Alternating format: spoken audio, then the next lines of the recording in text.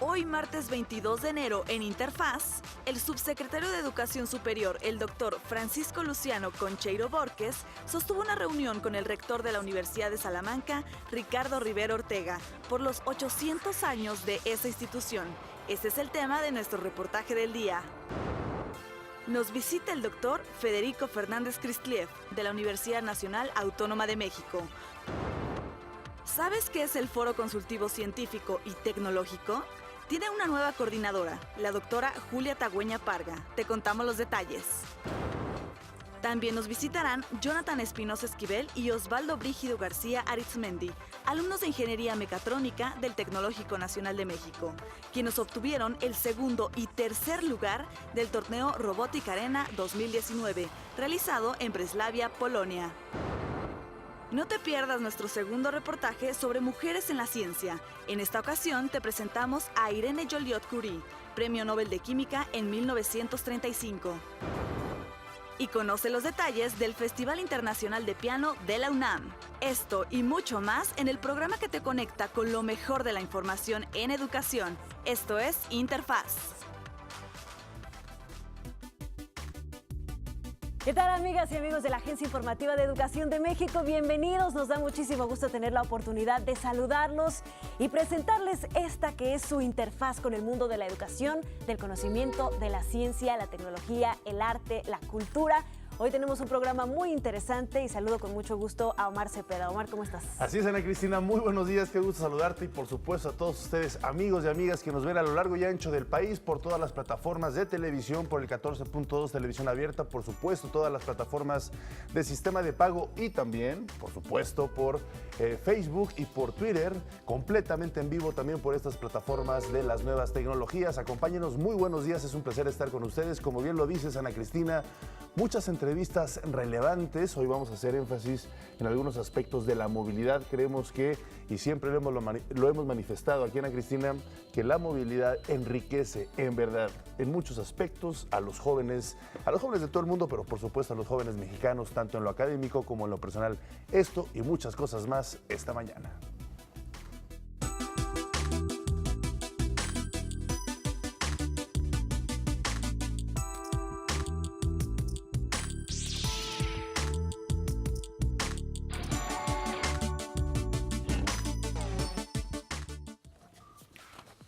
Vivir la educación en el siglo XXI hace necesario estar en una intensa experiencia de globalización y globalizada.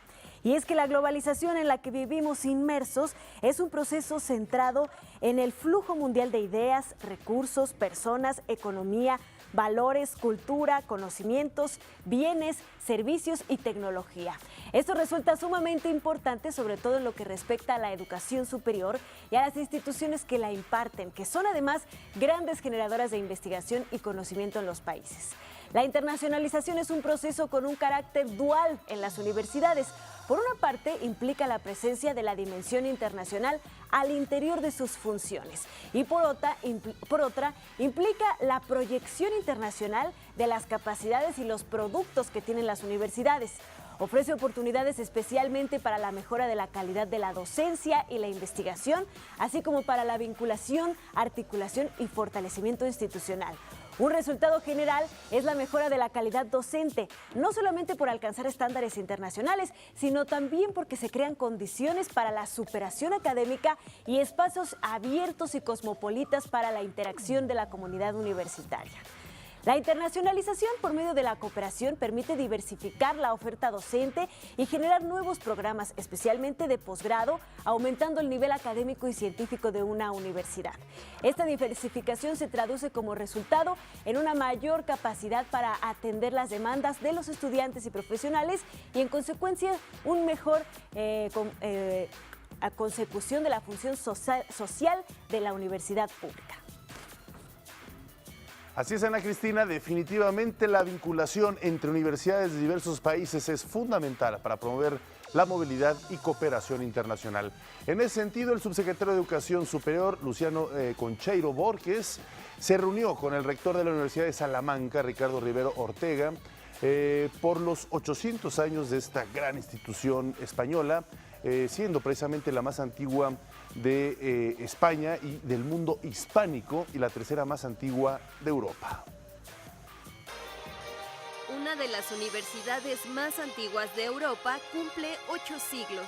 Todo empezó hace 800 años. La educación superior en España y la educación superior en Iberoamérica tiene raíces profundas.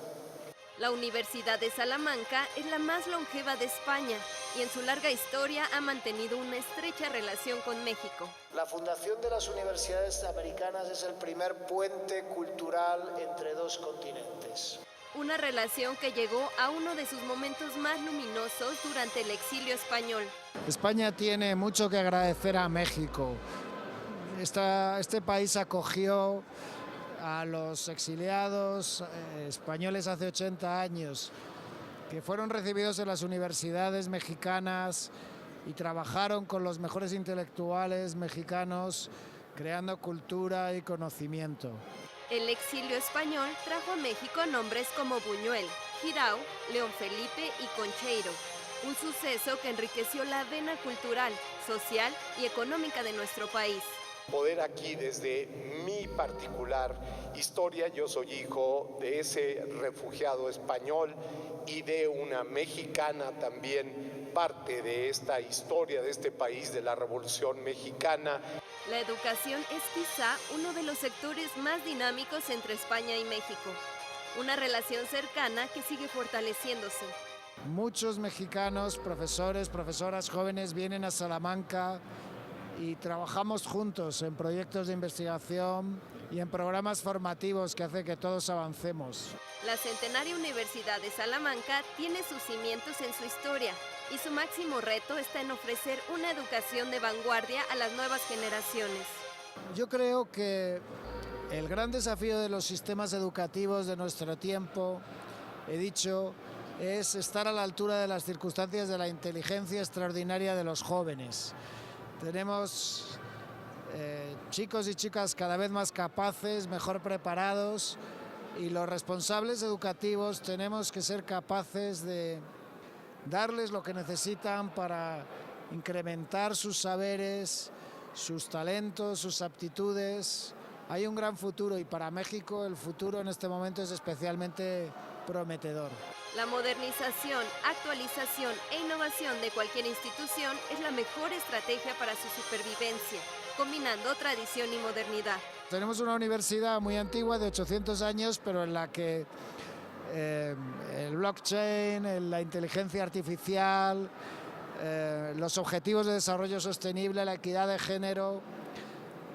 Yo he sido el primer rector que ha proyectado la bandera multicolor del orgullo gay sobre la fachada histórica del estudio. Con eso se lo digo todo. Tradición y modernidad se combinan. Proyectos conjuntos entre España y México en materia educativa son parte de las acciones contempladas por los líderes académicos. Este año vamos a desarrollar, junto a la Secretaría de Educación, que es una institución respetabilísima, y en la figura del actual secretario, el doctor Esteban Moctezuma, muy respetado en España y en todo el mundo, ¿no?, por sus capacidades en materia de formación de docentes, también en proyectos culturales conjuntos y en los puentes académicos entre España y México, México y España. Este encuentro, llevado a cabo en el Salón Iberoamericano de la Secretaría de Educación Pública de México, fue además ocasión del nombramiento del rector de la Universidad de Salamanca como consejero de la Crónica de la Ciudad de México. Pues interesantísimo este acuerdo, no cabe duda que la movilidad debe ser también uno de los ejes centrales dentro de esta transformación educativa que se está viviendo en México. Así es, y sobre todo apoyarse entre instituciones educativas de tan grande envergadura, de tanta tradición, para poder potenciar la educación de los hispanohablantes en este caso. Y hay, por supuesto, en la actualidad muchas instituciones, aquí lo hemos venido traduciendo con jóvenes invitados que han logrado tener ya algún tipo de movilidad, y sin duda alguna la Universidad Nacional Autónoma de México es una de las instituciones más activas en este sentido. Vamos a tener una interesantísima entrevista precisamente con esta gran institución, regresando de la pausa, y sus programas diversos en movilidad. Regresamos.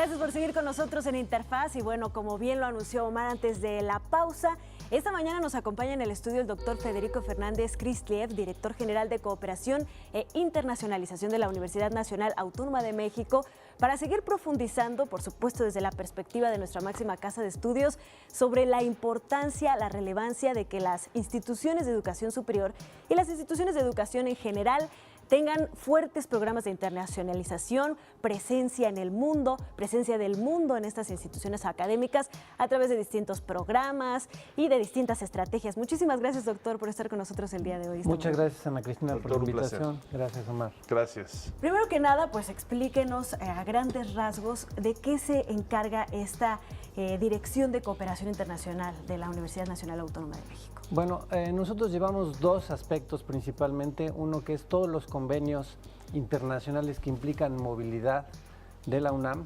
Esto es toda la relación con las universidades e instituciones de educación superior de más de 100 países, concentradas sobre todo en Europa, América del Norte, Asia y también en América Latina. Y el otro gran trabajo que se tiene es la movilidad estudiantil a nivel licenciatura. Esos son los dos grandes ocupaciones de la Dirección General de Cooperación e Internacionalización, aunque también hay algunos otros que tienen que ver con, por ejemplo, proyectos especiales, escritura académica en inglés para publicación de artículos de calidad internacional.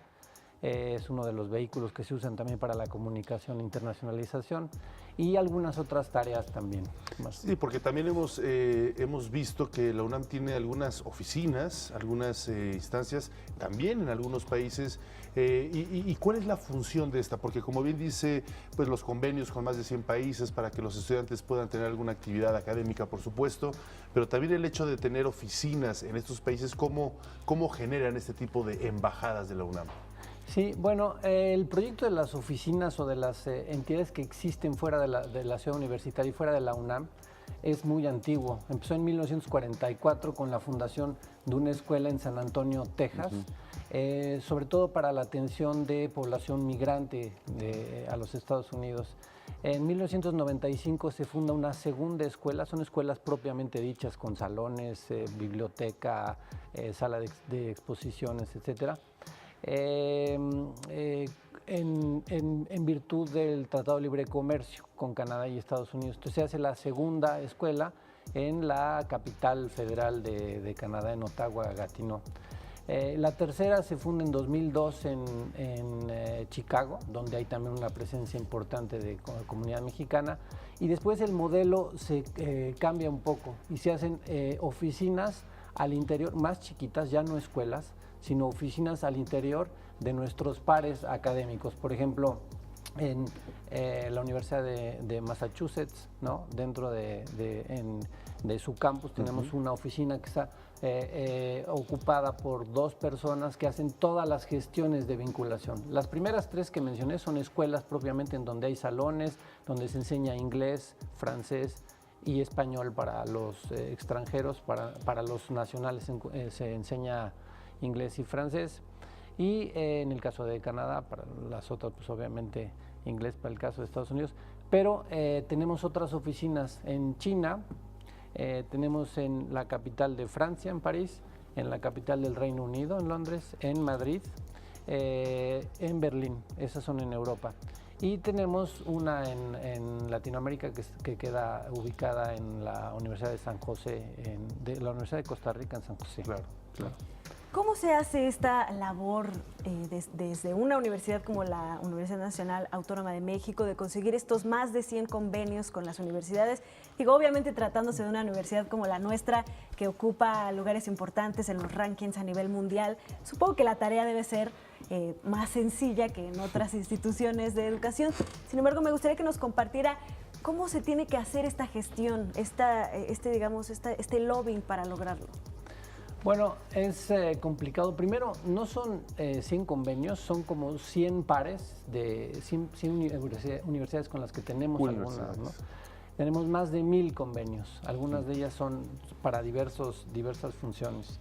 Ahora, estas gestiones que se hacen al interior de la universidad, lo que nosotros hacemos desde la Administración Central es ubicar cuáles son las necesidades de las entidades académicas, es decir, de las escuelas, facultades, centros e institutos, respecto que ya tienen sus propios proyectos y sus propios aliados, por ejemplo, de investigación o de docencia en el extranjero, y nosotros desde la Administración Central lo que hacemos es apoyar esas iniciativas académicas que tienen. Entonces, de alguna manera, no es fácil, pero tampoco es difícil, porque sí hay que entender un poco cuáles son esas necesidades. La dificultad quizá viene en cómo operarlas, cómo desarrollarlas y una muy importante, cómo financiarlas, ¿no? Que es una, toda la vinculación con el extranjero involucra por lo menos algún traslado hacia el extranjero, y eso ya estamos hablando de una dificultad financiera, ¿no? Que siempre lo que tratamos es de negociar, y ahora vamos hacia la parte de afuera, cómo negociamos con las instituciones que son pares nuestros o que están vinculadas con la UNAM, por ejemplo, procesos de financiamiento y todo esto. Entonces, lo primero que hay que hacer es una negociación con ellos para evitar cobrarnos cualquier tipo de cuota.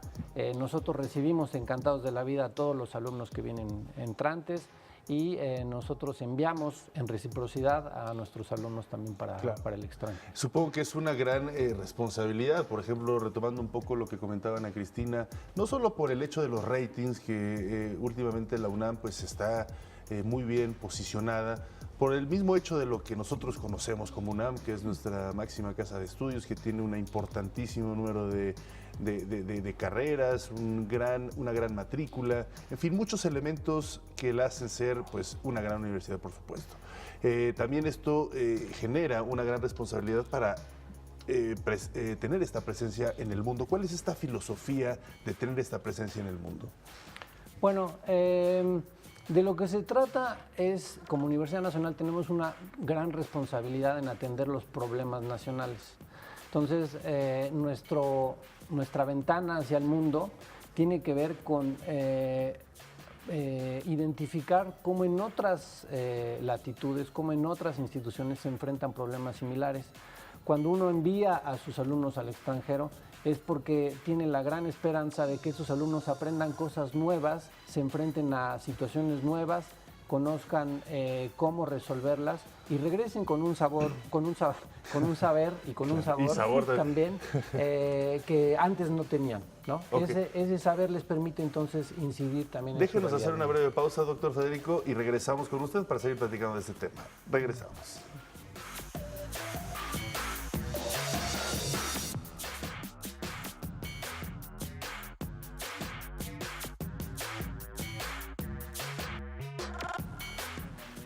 Regresamos, estamos platicando con el doctor Federico Fernández. Él es director general de Cooperación e Internacionalización de la Universidad Nacional Autónoma de México. Y bueno, ya hablamos de forma general cómo se establecen estas sedes de la UNAM en diversos países. Nos acaba de comentar que se acaba de abrir, por cierto, uno nuevo en Sudáfrica, también dentro de estos esfuerzos. Por supuesto, más de 1000 convenios, más de 100 universidades pares que, bueno, hacen también este tipo de participaciones. Ahora vamos a darle la vuelta a la moneda, la participación de los estudiantes. ¿Cómo ustedes promueven, apoyan, impulsan que precisamente los jóvenes pues se sumen a estos esfuerzos, ¿no? Porque sin ellos definitivamente este tipo de sedes, este tipo de convenios pues no serviría para nada. Sí. Hace algunos años tendríamos que promover entre los estudiantes que tuvieran ese valor de irse al extranjero. Había cierto temor. Ya no es el caso. Ahora al revés, ¿no? Ya quieren que... Exacto. Bueno, no es que no queramos, pero ahora la demanda es tal. En los últimos 5 años ha subido 200% la demanda. Y lo que nosotros hacemos, digamos, el mecanismo es nosotros publicamos convocatorias para diferentes programas. Uno puede ser estancias en el extranjero por todo un semestre con créditos, entonces van y estudian su semestre en el extranjero. Y otras, por ejemplo, son estancias más cortas en donde van con un tutor, investigan parte de sus temas y regresan y hacen su tesis en ese tema. Ha habido en algún otro momento estancias para mejoramiento del idioma también, pero las dos primeras son los que más nos han interesado. Claro. Y los estudiantes, pues a montones, ¿no? Cada vez quieren más, tienen ya esta nueva idea de que la globalización es parte del reforzamiento académico y de su futuro laboral a veces también, y académico, y entonces pues a la hora de sacar estas convocatorias hay muchas aplicaciones. La manera de selección es difícil. Nosotros seleccionamos a los mejores alumnos, creo. Hay muchos muy buenos que no pueden irse porque no hay becas para todo el mundo. Lo que sí estamos tratando de hacer es gestionar la suficiente cantidad de lugares para que los estudiantes tengan la opción de irse a los distintos países, ¿no? Entonces, hay esta dificultad que es la parte financiera. Hay no diría un concurso, sino una selección académica. Tiene que ver con su promedio, tiene que ver con su calidad académica, con la innovación de sus proyectos, tiene que ver con que hablen un idioma extranjero con suficiencia, y esto hace que sean unos buenos candidatos para competir. Claro, porque estos candidatos no se trabajan en el momento que sale la convocatoria, se trabaja pues tiempo atrás en la obtención de un idioma, es decir, un buen promedio que no es de la noche a la mañana, ¿no? Es prácticamente una consistencia en su carrera académica. Así es. Yo quisiera preguntarle, doctor, ¿cómo se ha visto, digo, ya hablamos de este crecimiento del 200% de la demanda de los estudiantes que quiere optar por estas oportunidades? Y bueno, al inicio, en esta pequeña reflexión sobre la internacionalización de las universidades, pues también veíamos que es algo que ayuda a las instituciones a mantenerse, digamos, vigente, a la vanguardia en los temas más importantes de la educación y de la investigación. ¿Cómo se ha visto esto gracias a los programas de internacionalización en la UNAM?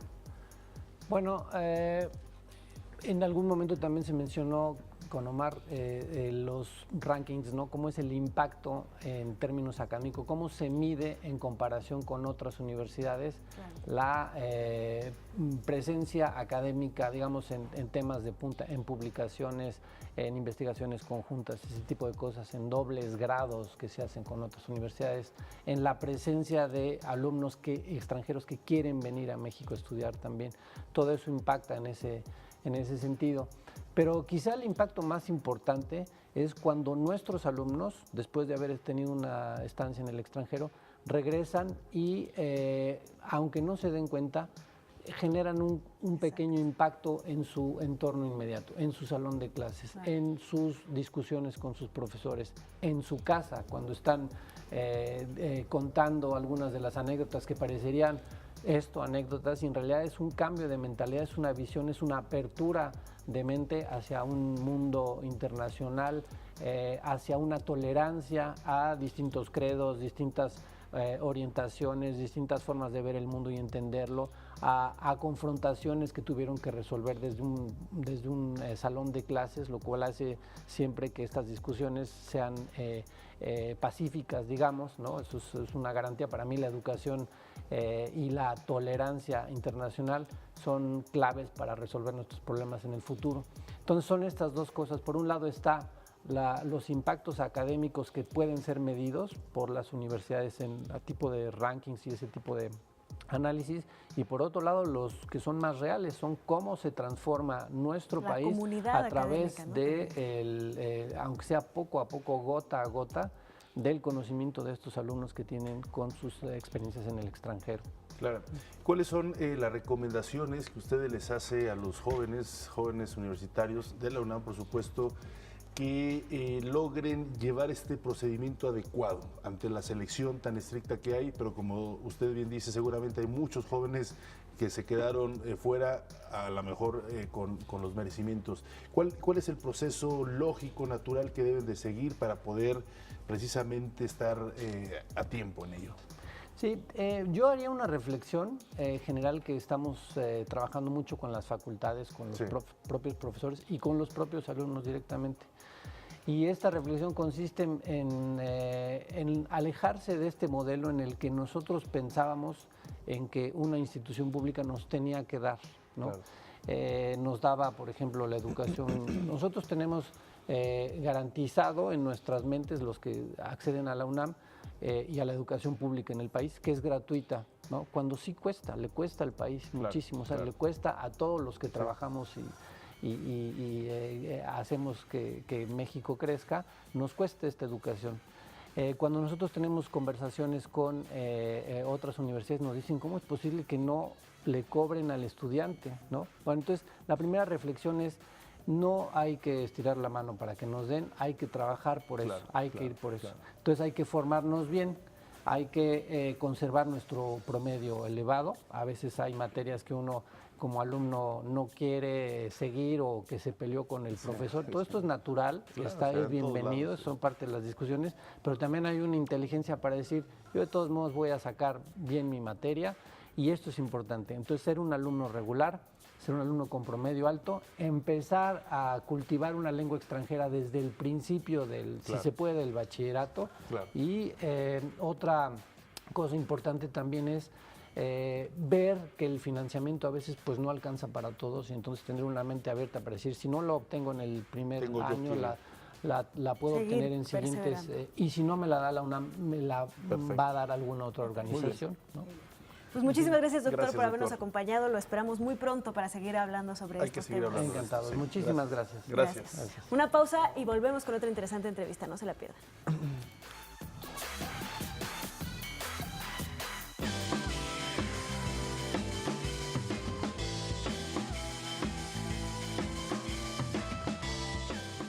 Bueno, lo prometido es deuda. Seguimos con interesantísimas entrevistas y esta mañana también nos acompaña aquí en el estudio de Interfaz el doctor Omar Vicencio Litton. Él es jefe de la Oficina de Planeación y Evaluación de la Dirección de Educación Elemental de los Servicios Educativos Integrados del Estado de México, con quien vamos a platicar un poco, pues ya más a fondo.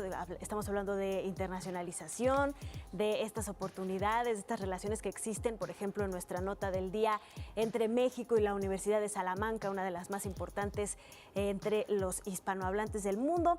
Vamos a hablar un poco sobre las tendencias mundiales en los modelos educativos. Doctor, muchísimas gracias por estar con nosotros esta mañana. Muy buenos días, Ana.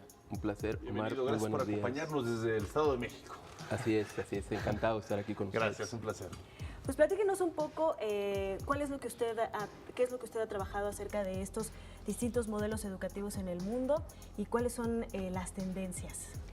Pues lo que nosotros hemos podido investigar a razón de las innovaciones que se están dando en el mundo, y bueno, México no es la excepción, tiene que ver con el núcleo que ahora toma importancia acerca de estas habilidades socioemocionales, el desarrollo de habilidades socioemocionales en los alumnos y también la renovación pedagógica en cuanto a la formación académica. Esto nos mueve mucho porque nos abre un panorama acerca de la enseñanza y por otro lado también nos dice cómo es importante en el ser humano ese desarrollo personal y social. ¿Por qué es importante? Porque está comprobado a través de diversas investigaciones que el éxito, la realización, no solo se da a través de lo que aprende académicamente el alumno, sino también por las relaciones sociales, sino también por ese control de emociones, sobre todo por la perseverancia, la determinación. Tenemos muchos casos en el mundo, inclusive aquí en México, de cuando queremos lograr algo, lo que tiene peso es nuestro conocimiento, pero mucho más allá de ello, lo que tiene peso es la perseverancia, la determinación, el autocontrol. Claro, las habilidades suaves, ¿no? Las habilidades blandas, los soft skills. Y en estos aspectos, pues, se mete en las currículas esta formación tan importante, que tiene que ver con una parte individual, pero también tiene que ver con una parte social.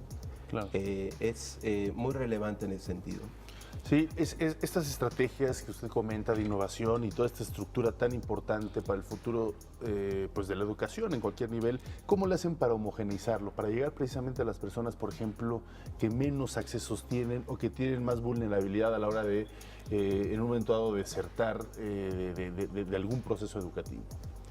Lo que se busca aquí pues es tener alternativas y estrategias de inclusión, ¿no? Claro. Es importante que toda la población tenga las mismas oportunidades y la educación toma como premisa eso, que el aprendizaje sea igual para todos, no importando condición, no importando credos, no importando culturas.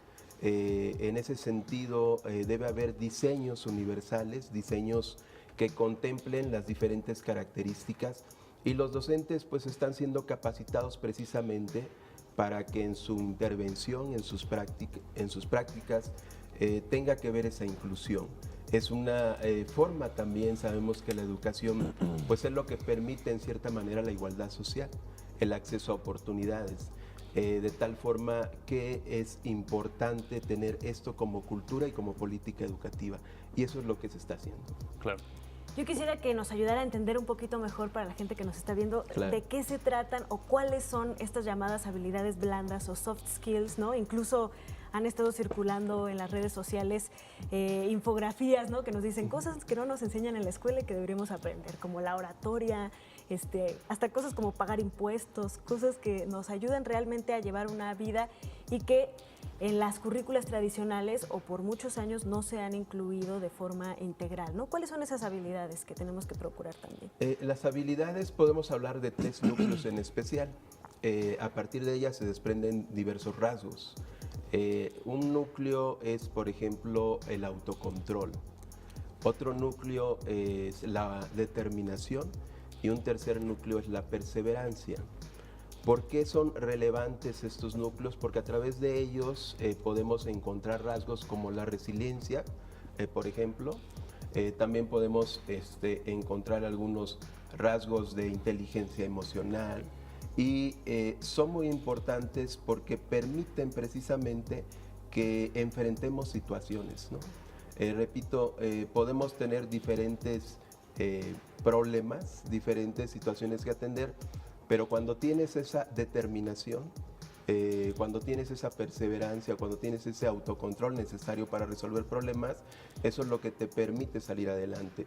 Y por ello, estas habilidades socioemocionales, o que también se denominan no cognitivas, están tomando un juego importante en la educación. Y es lo que de alguna manera permite que el ser humano alcance una formación más integral, que eso es lo que buscan los modelos educativos, meter a la balanza lo que en la filosofía se trabajaba mucho, pero que ha quedado quizás un tanto al margen, ¿no? Es importante la formación en matemáticas, en ciencias, en lenguajes, pero también es importante que vaya de la mano del desarrollo personal, del desarrollo humano, y por eso la vigencia del humanismo en los actuales modelos. Claro, sin duda alguna la vigencia del humanismo es clave, y con ello me gustaría terminar esta entrevista para preguntarle cuál es la importancia, por ejemplo, de los diversos sectores. Hablamos de la institución educativa como un eje central, pero también está la familia, también está la misma sociedad. ¿Cómo se debe de confluir en este pleno siglo XXI estos elementos? Sin duda alguna, una parte importante del éxito en la educación tiene que ver con la colaboración, y eso se da en ámbito no solo en la escuela, sino se da a nivel social. Cuando la familia colabora al par que trabaja el docente, entonces podemos tener un mismo camino.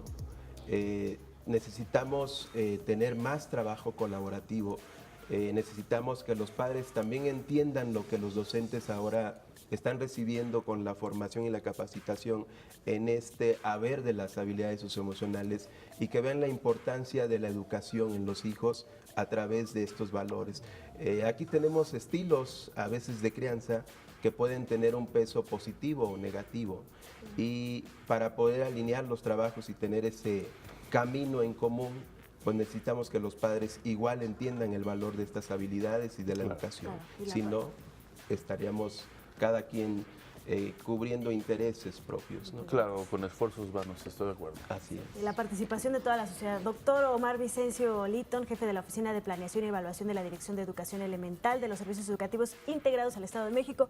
Muchísimas gracias por estar con nosotros, ayudarnos a reflexionar respecto a este tema. Un placer, Desde su casa, placer gracias. estar aquí con ustedes. Lo esperamos pronto. Una pausa y regresamos con más en Interfaz. No se vayan.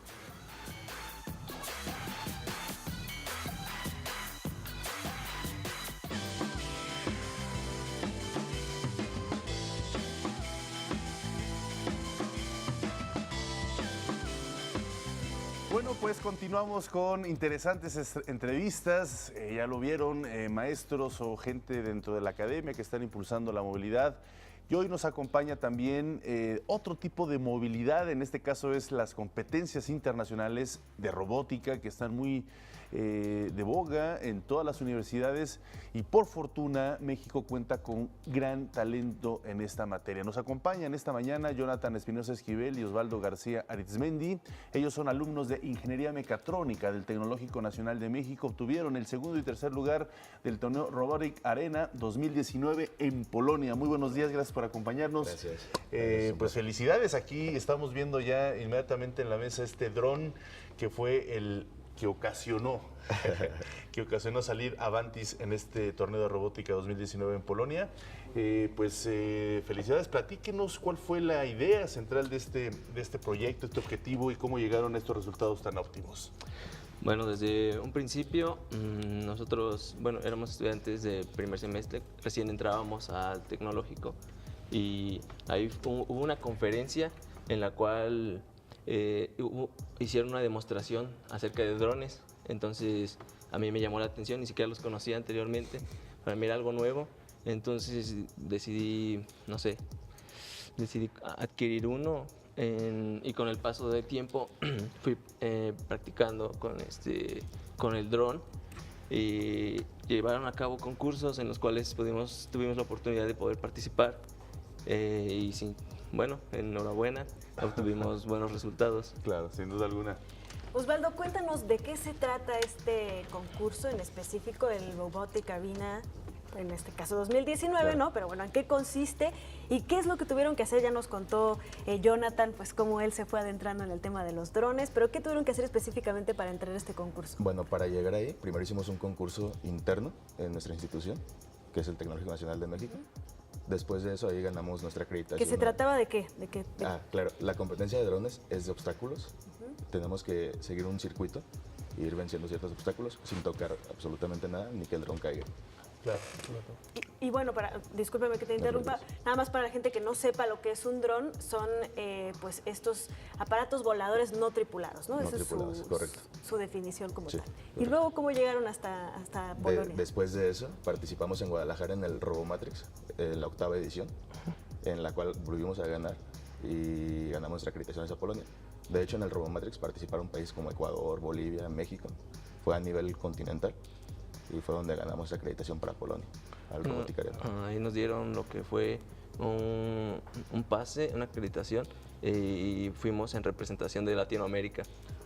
Precisamente ahorita estaba mostrando de forma física el dron con el cual ustedes ganaron allá en Polonia. ¿Qué es lo que los hizo ser? ¿Cuáles son los componentes de este dron que estoy ahorita mostrando que les diera el triunfo? El tamaño, la velocidad, ¿cuáles son los elementos centrales que los caracterizó? Teníamos varias ventajas y desventajas. Por ejemplo, una ventaja era el tamaño y una desventaja sería el mismo tamaño por la velocidad, que realmente los demás drones eran muy, muy rápidos, pero teníamos un mejor control de él. El control ahí fue lo que les dio la posibilidad de ganar. Fue una competencia muy, muy reñida, pero al final pudimos salir victoriosos. Una gran desventaja que teníamos con ese dron es que la batería es muy pequeña y le dura aproximadamente de 5 a 6 minutos y la competencia duraba 10 minutos. Entonces esa era nuestra primera desventaja, si no completábamos la mayor cantidad de puntos posibles para tener un buen top, ¿no? Un buen lugar, ya estábamos afuera. ¿Y el control también lo diseñaron ustedes? ¿También lo inventaron? No. Bueno, ¿lo diseñaron o lo adquirieron de otra forma? El control es adquirido también. Okay. Nosotros, en la convocatoria nos pedían que el dron debería ser completamente ensamblado, o no debería ser comprado, entonces adquirimos todas las piezas, las hélices, los controladores de vuelo, motores. Correcto. Y la estructura de plástico. Perfecto.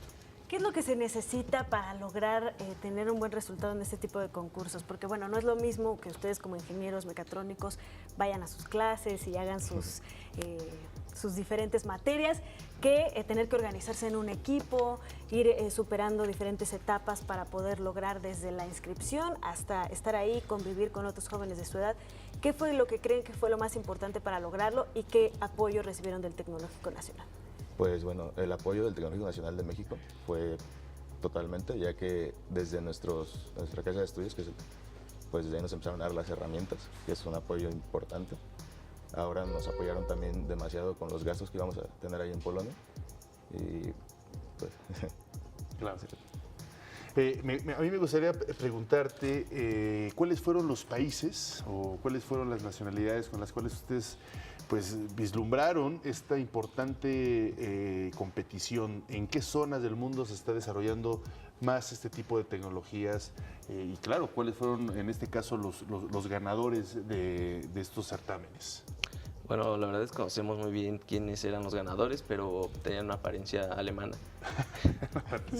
Y entre los que concursaron... O sea, no saben de qué país fueron los ganadores. Era por el idioma, por el idioma y la apariencia. Suecos. En polaco no entendieron nada.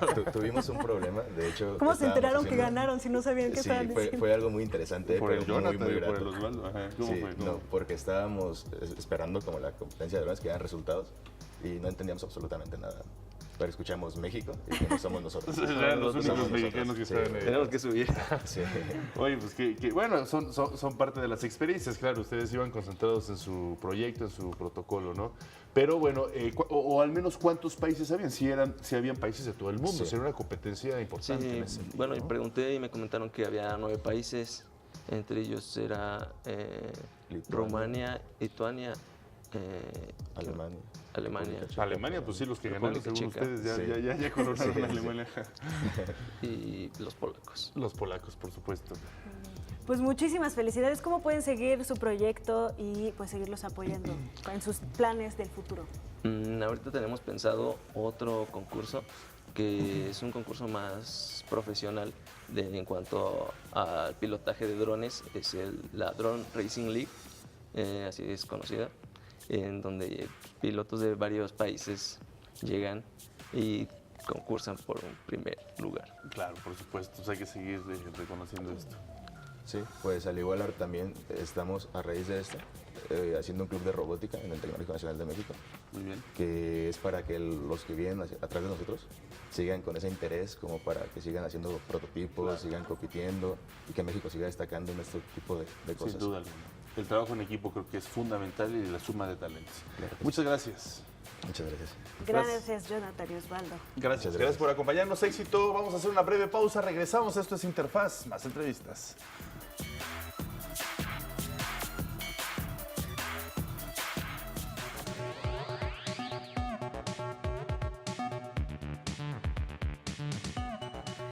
Y bueno, seguimos hablando de ciencia aquí en Interfaz y sabemos en la Agencia Informativa de Educación de México que las aportaciones de las mujeres en esta área, en la ciencia, en la investigación, en la innovación, son importantísimas y tenemos que impulsarlas, visibilizarlas para que cada vez más mujeres se sumen a este ámbito. Por eso vamos a ver este trabajo especial que, bueno, ya nos había prometido Bonnie Moctezuma en esta serie que estamos haciendo de las aportaciones de las mujeres a la ciencia. En esta ocasión, como ya nos había adelantado, nos va a hablar de la hija de Marie Curie, que también ganó el premio Nobel, Irene Joliot-Curie. Bienvenida, Bonnie, ¿cómo estás? Hola, bien, muchas gracias, Omarana. Bonnie, un placer, buenos días, volverte a tener por acá con temas tan interesantes. Así es, el día de hoy, pues como les dije, tenemos a la hija de Marie Curie. Pues creo que pocas personas saben que tuvo una hija que también ganó un premio Nobel en química. Entonces se me hizo muy pertinente hablar de ella. Claro, adelante, pues supongo que obviamente devino de la gran herencia de sus padres, pero también pues no todos los hijos de padres tan exitosos logran desarrollar buenas propuestas. Ella también tuvo una buena educación, además del talento, ¿no? En ese sentido. Así es, y creo que es como de familia porque su hija también. Es física. Ah, maravilloso, pues mira, ahí está una importante aportación. Vamos a ver la grabación que nos preparaste, Bonnie, y regresamos con los comentarios. Hija de Marie y Pierre Curie, Irene desde pequeña presentó un talento excepcional y facilidad para las ciencias. Siguió el ejemplo de sus padres y dedicó su vida a la labor científica, lo que le valió obtener el Premio Nobel de Química en 1935. Irene Joliot-Curie nació el 12 de septiembre de 1897 en París. En 1914 ingresó a la Universidad Sorbona para estudiar física y matemáticas, pero al estallar la Primera Guerra Mundial, tuvo que abandonar sus estudios y trabajar como enfermera radióloga. Durante su estancia, extendió su trabajo hacia el desarrollo de dispositivos de diagnóstico de rayos X en hospitales militares de Bélgica y Francia. Por su labor, ganó la medalla militar. Irene terminó su tesis doctoral sobre los rayos alfa de polonio y mientras asistía a su madre en el Instituto del Radio, conoció a Frédéric Joliot, a quien instruyó en las técnicas necesarias para trabajar con la radioactividad. En el año de 1926, Irene y Frédéric se casaron. Un año después nació su hija Helen y en 1932 tuvo a su segundo hijo Pierre. De manera individual y junto a su esposo, realizó importantes trabajos sobre radioactividad natural y artificial, transmutación de los elementos y en física nuclear. En 1933, el matrimonio demostró la creación de radioisótopos, átomos de un elemento químico que emite radiaciones por medio de un bombardeo de partículas de boro, aluminio o magnesio. Ciertos isótopos, átomos de un mismo elemento químico, son inestables y emiten radiación durante su proceso de descomposición. Con el tiempo, se pudo comprobar que cualquier elemento que presentara uno o más tipos estables de átomos también podía presentar núcleos radioactivos.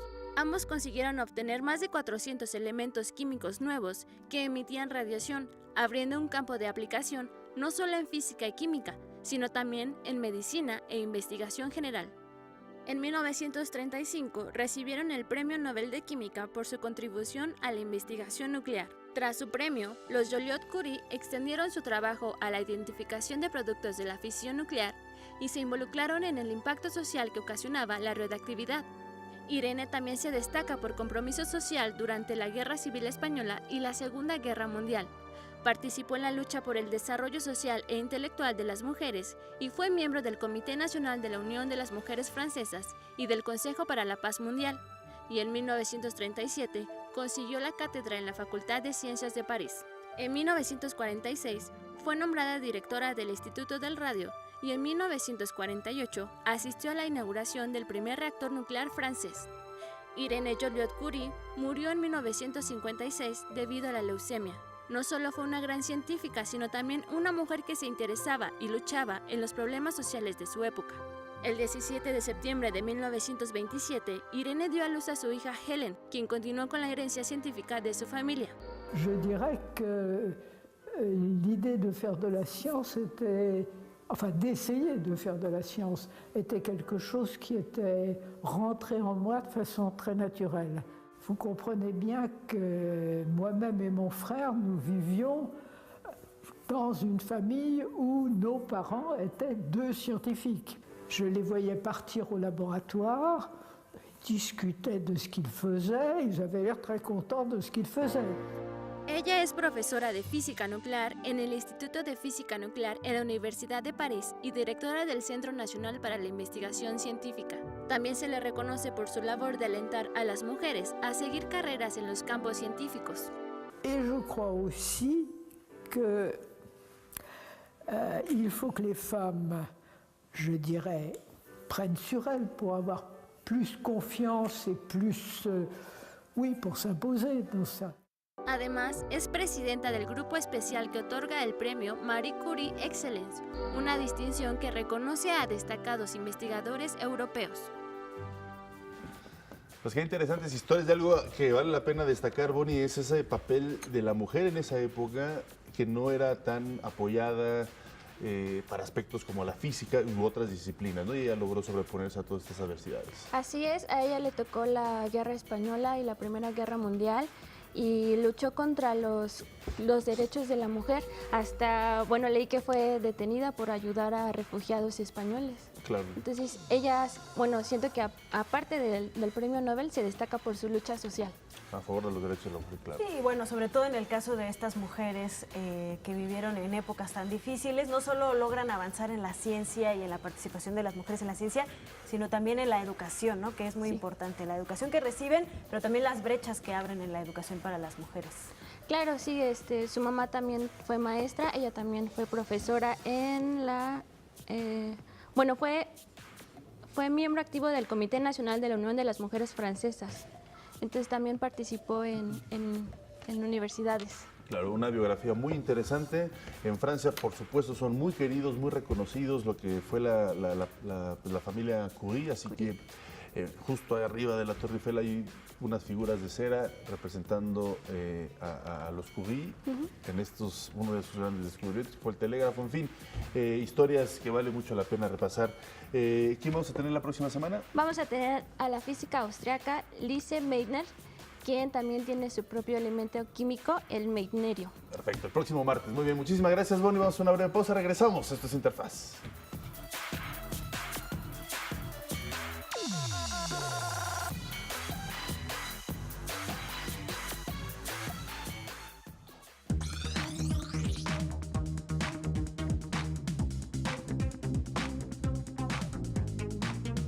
Y llegamos precisamente a otra de nuestras etapas favoritas de los programas, que es nuestra sección Movilidad, donde podemos platicar de forma ya personal con jóvenes que estudiaron en alguna parte del mundo. En esta ocasión nos acompaña Fernando Barrera Melchor, él es estudiante de la Unidad Profesional Interdisciplinaria en Ingeniería y Tecnologías Avanzadas del Instituto Politécnico Nacional, quien estuvo estudiando en Lima. Muy buenos días, gracias por acompañarnos, es un placer saludarte. Buenos días, Omar, buenos días, Ana. ¿Y qué tanto te costó, qué tan fácil fue poder adquirir esta oportunidad de viajar en el extranjero?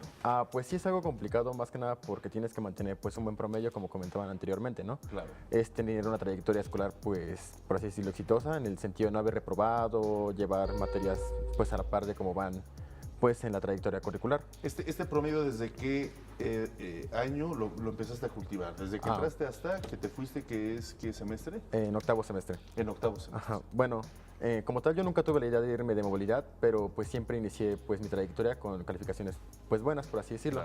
Claro. Mi promedio siempre fue pues mayor a 8.5, que es lo que piden como mínimo para poder hacer la movilidad. Claro. Y pues en el caso ya cuando se presentó la oportunidad de poder hacer el viaje, pues ya participé, pero yo ya tenía pues las herramientas como ese promedio, el idioma y pues la carga de créditos mínima para poder aplicar para este programa. Claro. Pues es que eso es lo que siempre se debe de tener en la mente, ¿no? Hacer las cosas bien, porque nunca sabes en el futuro qué oportunidades se te pueden presentar. Yo quisiera preguntarte, Fernando, ¿por qué escogiste Lima? Y cuando nos expliques, pues tratar de decirnos cuáles son las características que uno tiene que tomar en cuenta para elegir su lugar de movilidad. Ok, bueno, yo elegí Lima no como tal, como decisión propia, sino un amigo me dijo que la escuela estaba pues muy bien equipada, que estaba en un lugar pues muy padre. Y pues gracias a él fue que elegí Lima, que me convenció, que dije, bueno, hay que ponerla como tercera opción, y ya fue en la que yo quedé seleccionado. Comentaba que al principio yo tenía pues como bajas expectativas del lugar, porque pues decía, pues ahí se parecía a México, ¿no? Pero pues una vez que llegas allá te das cuenta que es muy distinto, que la gente tiene maneras de convivir diferentes, aparte hay mucho extranjero, y pues Lima es un lugar súper hermoso. Bueno, hay unas fotografías que están pasando, que la verdad tú quedas sorprendido de tanta naturaleza, tanta maravilla que puedes encontrar en Lima. Bueno, no en Lima, en Perú, y pues eso fue lo que me asombró. Y pues para elegir, por ejemplo, tu lugar de movilidad debes tener en cuenta qué idiomas hablas, qué es la carrera que buscas tú encontrar allá, que haya compatibilidad de materias para que puedas hacer las equivalencias. Claro. Y pues principalmente que te llame la atención, que sea algo que quieras hacer para que lo hagas pues con gusto. Vemos que además de tu experiencia profesional, precisamente en esas fotos que tú comentas, ¿no? Perú pues tiene grandes bellezas naturales, como lo podemos apreciar. Supongo que también tuvo un impacto directo, además del desarrollo y el beneficio académico, en la parte personal, ¿no? Sí. Situabas algunos elementos, por ejemplo, gracias al convivio también con otras nacionalidades, jóvenes de otras nacionalidades. ¿Cómo fue esta riqueza personal y por supuesto intelectual? Bueno, yo estuve viviendo con varios compañeros de otras nacionalidades, principalmente eran pues argentinos y colombianos. Eso fue en la casa en la que me hospedé. La verdad, pues es muy grande el intercambio de ideas, cómo es ver que ellos ven a México, cómo nosotros vemos a sus países. Y también, por otro lado, en Lima me sorprendió que hay mucho extranjero principalmente de Estados Unidos y de Europa. Y pues estas personas principalmente hablan inglés. Yo cuando fui dije, no, pues no creo necesitar hablar inglés. Pero yo una vez que estaba ahí me sorprendió que muchas personas hablan inglés y es el idioma principal con el que se comunican. ¿Qué fue lo que más te sorprendió de que conocieran de México? Pues principalmente Además del fútbol, seguramente. Principalmente me sorprende mucho que nos ubican mucho por los sombreros y porque comemos cosas muy picantes. O sea, a ellos se les hace que toda nuestra comida lleva picante, que toda lleva picante. Y casi es cierto, ¿no? Sí, es Eso sí es cierto. Les debí haber dicho, cuando vayan a México y pidan café, pídalo con poco picante. Sí, de hecho les sorprende que echemos, por ejemplo, picante a la fruta, cosas así. Les saca mucho de onda. Sí. No, y además, bueno, ellos son los que tienen sombreros más extraños, ¿no? Sí. Que los nuestros. Pero yo quiero preguntarte, Fernando, ¿cómo te fue con los piscos, el ceviche, el cuyo? No, pero en realidad lo que te quiero preguntar es, ¿qué fue lo que más trabajo te costó? ¿Cuáles fueron los obstáculos más importantes? Seguramente los piscos no te costaron nada de trabajo. ¿Y qué los tuviste que superar? Bueno, principalmente el obstáculo más grande fue que en Lima, bueno, en la Pontificia Universidad Católica del Perú, únicamente se hacen 2 evaluaciones, a diferencia de acá que se hacen 3, ¿no? Y pues yo iba confiado en el sentido de que yo dije, bueno, entro a las clases, pongo atención como normalmente y pues eso me basta para poder sacar adelante la materia. Claro. Pero, oh, sorpresa, bueno, el nivel educativo siento que es un poco más alto en comparación del Politécnico porque tienen pues las herramientas necesarias para llevar a cabo prácticas de campo, pero los exámenes siento que están mal planificados porque es pura memoria. Literalmente te preguntan tipo en el artículo tal, la sección tal, el reglamento tal, menciónalo. Y en esa parte yo me quedé pues de a 2 porque dije, oh rayos, no sé qué debo poner aquí. Y el primer examen, que es el de la mitad, pues la verdad me fue pues muy mal en todas las materias. Ya para el siguiente pues, sí me preparé, ya realmente pues memoricé las cosas, que es lo que siento que no se debe hacer, pues para poder sacar adelante la materia. Siento que eso fue lo que más me complicó, adaptarme al modelo educativo que llevan allá en Lima. Claro. Sí, que al final de cuentas, bueno, pues es interesante esta experiencia que nos comentas, que la lograste resolver, la lograste sobrepasar y que al final es tu ayuda, ¿no? Porque también es importante saberse adecuar a las circunstancias que te presentan otro tipo de lugares o de hábitats. En ese sentido, me gustaría preguntarte, ¿qué es lo que le recomendarías a tus colegas, a las personas que nos estén viendo, cómo hay que enfrentar una decisión como esta, previa, durante y después? Bueno, principalmente siempre tener pues esa mentalidad abierta de querer viajar, de que lo que se te presente lo tienes que afrontar de una u otra manera, no darle la vuelta y pues siempre estar preparados para, pues tanto para lo mejor como para lo peor. Y pues en mi caso no ir como al principio yo iba escéptico, sino ir pues con todas las ganas de aventura porque pues los lugares son sorprendentes y nunca dejan de maravillarte. Claro, y sobre todo que pues ese tipo de experiencias, de intercambios, etcétera, son fantásticos para deshacernos de prejuicios y para adquirir nuevas habilidades, ¿no, Fernando? Sí, de hecho justamente, bueno, yo y otros compañeros ya pues cambian totalmente nuestra mentalidad en cuanto a cómo vemos, por ejemplo, nuestro propio país, que uno piensa que lo bueno está afuera, pero te das cuenta que no solamente está afuera, sino que también las personas de fuera ven a México como un lugar pues maravilloso, que aman. Por ejemplo, yo me di cuenta que México, todos aman a los mexicanos, todos. Todos, eso es verdad. Yo no lo creía, pero de verdad, si tú fueras un mexicano. En los gringos, a lo mejor. No, sí hay varios gringos que también aman a los mexicanos, es como de, un mexicano, abrázame, no sé qué, porque somos muy confortables, o sea, muy amigables. Cálidos, muy cálidos, es lo que les gusta del país. Y tú dices, bueno, yo lo estoy como menospreciando y la demás gente pues adora México, pues yo también debería pues adorar México, pero no quiere decir que nada más te quedes en tu propio espacio, sino que también veas lo demás. Claro, pues bueno, qué interesante esta plática. Felicidades, Fernando, por haberte pues ido, por supuesto, obtenido estas metas, ¿no? A corto plazo dentro de tus proyectos académicos y que vengan más éxitos, por supuesto. Muchas gracias. Gracias por contarnos tu historia. Vamos a hacer una breve pausa, pero tenemos más en Interfaz, no se vayan.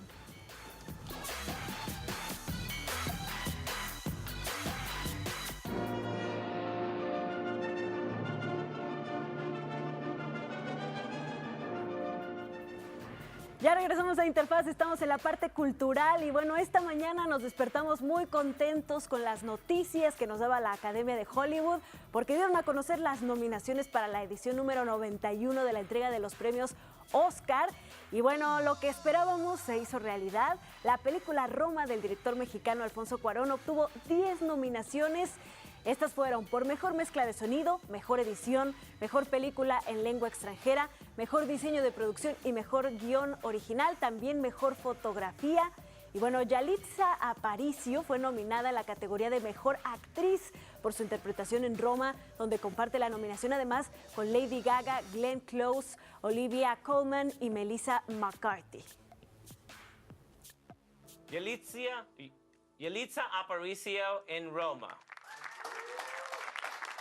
Glenn Close in The Wife. Olivia Colman in The Favorite. Lady Gaga in A Star is Born. And Melissa McCarthy in Can You Ever Forgive Me?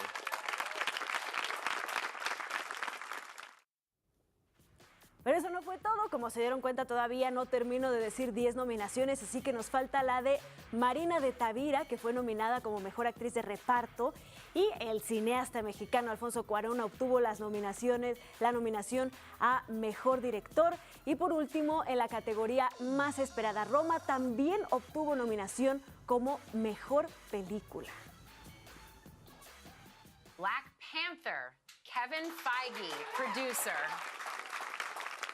Black Klansman, Sean McKittrick, Jason Blum, Raymond Mansfield, Jordan Peele, and Spike Lee, producers.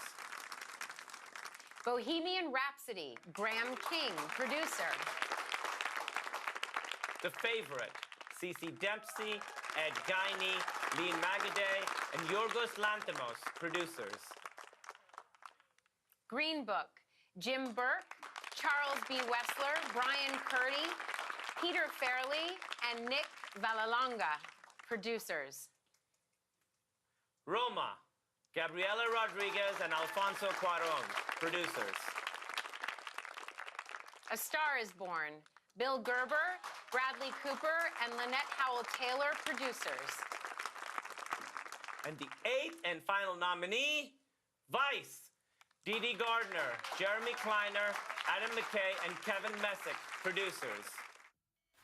Pues ya vieron, vayan preparando las palomitas y todo el convivio porque la entrega de los premios se realizará el próximo domingo 24 de febrero y ahí nos enteraremos de cuántos galardones se lleva esta película mexicana, su director y sus actrices principales y de reparto. Dos puntos que destaco rápidamente. Nunca una película ha ganado película extranjera y también película dentro de estas nominaciones, así que Roma puede ser la primera y tampoco ninguna película en lengua extranjera había logrado tantas nominaciones, que en este caso ya sumaron 10 de Alfonso Cuarón con Roma. Así que, por supuesto, muy contentos todos los mexicanos. Muchísimas felicidades a este gran equipo de trabajo de Roma. En otros temas, Alejandra Frausto, secretaria de Cultura, dio los detalles del programa Cultura Colectiva, una iniciativa que plantea llevar programas culturales a los lugares con mayor índice de violencia y que estaban excluidos de este sector.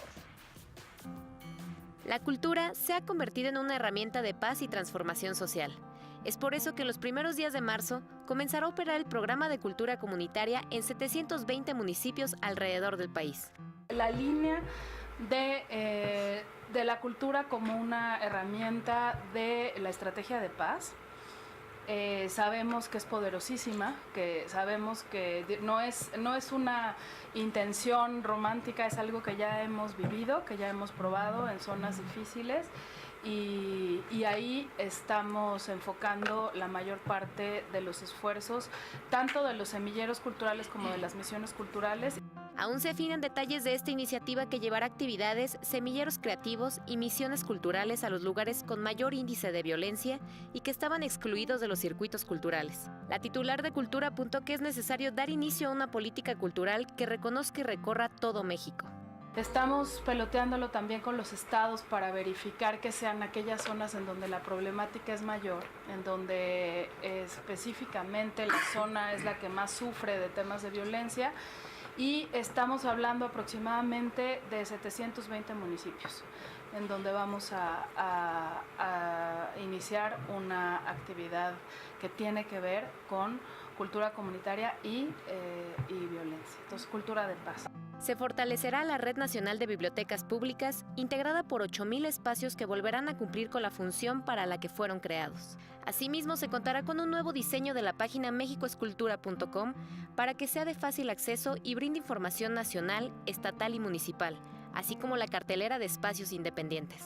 Este tiempo hemos estado haciendo la la geolocalización de la mano de datos que tienen que ver con seguridad pública, de la mano de datos que tienen que ver con el sistema de reclusión, de dónde vienen normalmente. Entonces, esto es un trabajo profundo y no queríamos hablar hasta no tener ya todos el diseño y los elementos. Estamos terminando de diseñar esto. Además, la colección de libros de periodismo cultural se transformará en un laboratorio que servirá para brindar cursos de capacitación a los reporteros de La Fuente y estará disponible en Tlaxcala, donde será la sede de la Secretaría de Cultura de Gobierno de México. Frausto Guerrero dijo que la dinámica de trabajo en la Secretaría de Cultura será abierta y los avances de proyectos y programas que se implementen serán evaluados cada 3 meses. Pues muy importante este programa que intenta llevar la cultura hasta los lugares más apartados y así pues poder garantizar el acceso de todos los mexicanos a este ámbito tan importante de la vida. Así es, Ana Cristina. Por supuesto, les estaremos dando seguimiento, sobre todo toda la información, toda la difusión necesaria, pues para que esté conectado con todo lo que sugiere esta nueva estrategia también a nivel cultural para nuestro país. Vamos a hacer una breve pausa. Les recuerdo que nos puede seguir también a través de las redes sociales, AYEDMX, en Facebook y en Twitter. Regresamos.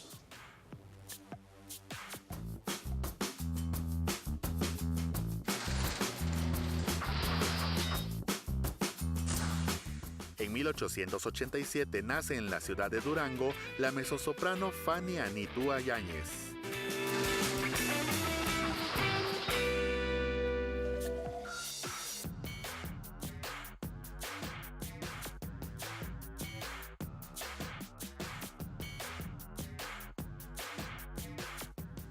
Y con el objetivo de crear conciencia sobre la violencia en contra de las mujeres, los estudiantes de la Universidad Autónoma de la Ciudad de México organizaron una pinta colectiva.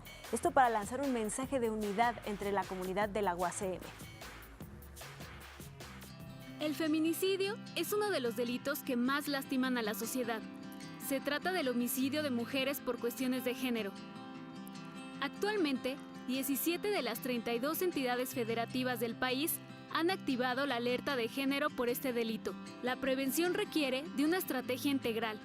En este contexto, la Universidad Autónoma de la Ciudad de México abrió sus puertas al proyecto Pinta Colectiva, por ellas y por todas. Esta iniciativa surgió cuando un colectivo estudiantil se enteró del asesinato de una de sus compañeras.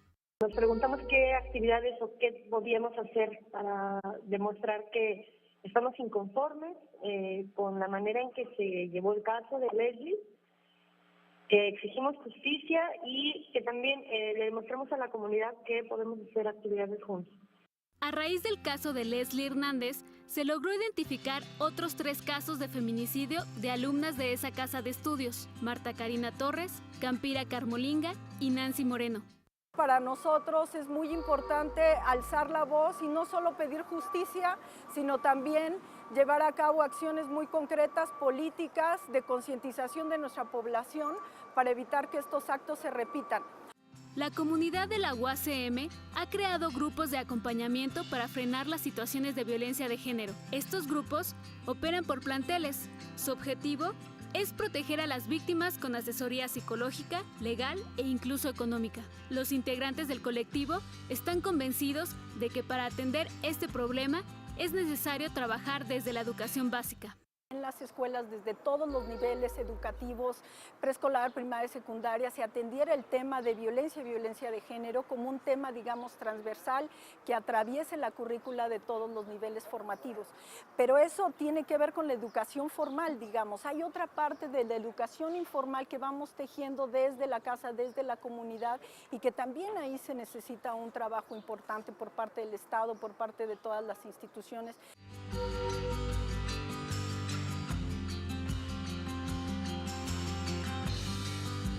Y bueno, vámonos hasta Palacio Nacional con nuestra compañera Sharon Smoke, quien nos tiene los detalles de la conferencia matutina del presidente Andrés Manuel López Obrador. Buen día, Ana, Omar, amigos de Interfaz. Hoy en la conferencia matutina el presidente Andrés Manuel López Obrador junto con funcionarios del gabinete dieron cifras sobre los programas sociales que son parte del plan contra el robo del combustible. Esto fue lo que comentó el presidente. Vamos a iniciar una primera etapa con 8 acciones. Están aquí los secretarios que van a trabajar en estas acciones. Son 91 municipios. Les decía, 8 acciones. En total significa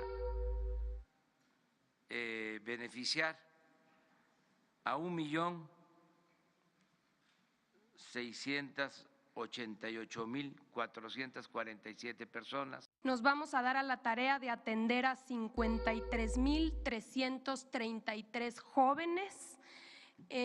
Vamos a, como ustedes saben, ayudar a vincularlos con tutores, una red de tutores formada por empresas de todos los tamaños, grandes, pequeñas, microempresarios, en lugares más pequeños, municipios más rurales, en el campo, con talleres, negocios. Nos vamos a dar a la tarea de que pueda haber este emparejamiento entre los jóvenes y sus respectivos tutores. También se detalló el Sistema Nacional de Becas Benito Juárez. Y en los 91 municipios lastimados por el robo de combustible tendremos 636.573 becarios de los siguientes niveles educativos: 380.076 en educación básica, 214.612 en educación media superior. Ahí hay que recordar que el Gobierno de México está impulsando una beca universal que será entregada a alrededor de 4.2 millones de estudiantes de educación básica de las escuelas públicas del país. Además, vamos en busca de 55.137 estudiantes de educación superior que estarán becados a través de la parte educativa de este programa de jóvenes Escribiendo el Futuro. Es una inversión de 1.157 millones con 129,000 pesos. Es el reporte desde Palacio Nacional. Ana, Omar, amigos, que tengan un excelente día. Pues ahí está esta estrategia, Ana Cristina, continúa y por supuesto pues le estaremos dando seguimiento. Así es, hoy estará en el Estado de México el presidente para precisamente dar el banderazo de salida a estos programas. Gracias. Los esperamos. Gracias.